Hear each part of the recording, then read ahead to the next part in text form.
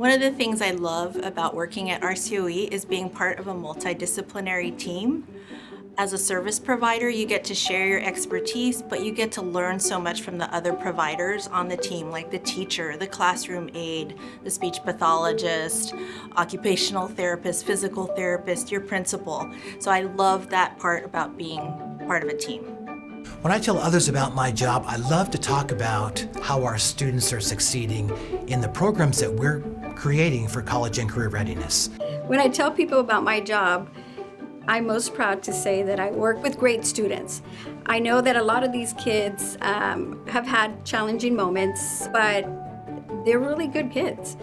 And again, all they need is love. And I am glad that I am that person, that I'm able to do that for the students. The piece of my job that I'm most proud of is the growth that I've made individually. I came to RCOE 7 years ago with a background in facilities and construction and have parlayed that into a leadership of 17 different units. And so I'm proud to say that not only can I still do the facilities and operations, but records and warehouse and print shop and conference center and all these other things that have came with it and never miss a beat. The reason I put students first is because the students are our future. The students are going to be the leaders out there. They're going to be the ones taking care of us when we retire.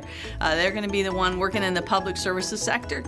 And it's really important that they are ready and prepared. So working with students is very important to me because I connect to them because I was one of the students that struggled in school as well.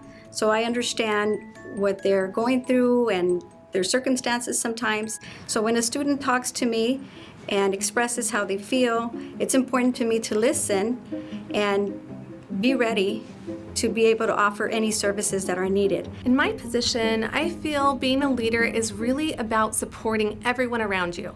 The ones that you supervise, the ones beside you. My principal team is really important to me as well. And then setting a great example for all of our parents and our families so that they can be supported and feel confident in our ability to provide for their child.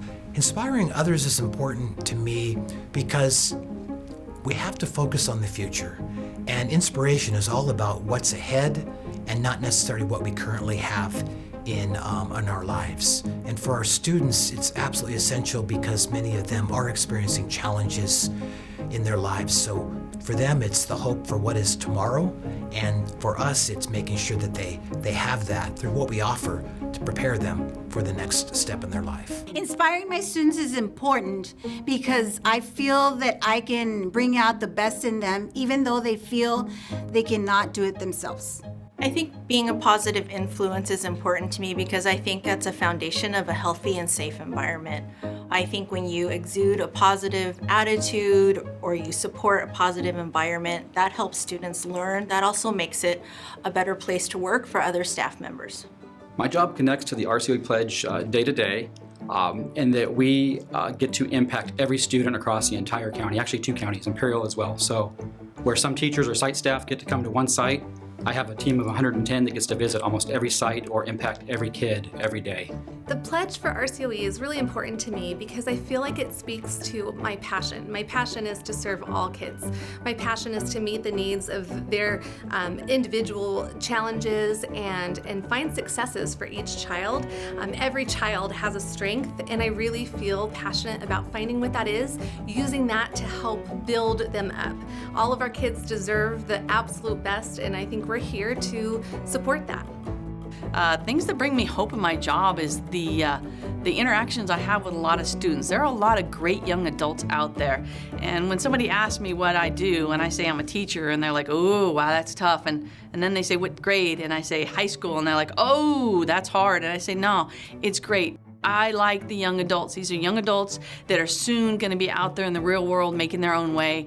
And so for me, that's what brings it in for me. What keeps me going every day is waiting for those students to walk in that door with those big smiles, greeting them, and then responding, good morning, Ms. Hernandez. My childhood dream was to be an astronaut. My childhood dream was to be a teacher. Childhood dream, I didn't really have a childhood dream. This is my 3rd career. My childhood dream was to be the first Major League Baseball player who was also an astronaut. My parents said that I always argued and always wanted to be right, so my childhood dream was to become a lawyer. My childhood dream was to be a linguist because I have a passion for foreign languages. My childhood dream was definitely to be a pediatrician till I realized I don't like blood. If I wasn't in education, I'd probably be an architect because I love planning. If I wasn't a school nurse, I'd be a florist. If I wasn't in education, I'd probably be a travel agent. I love to travel. If I wasn't in education.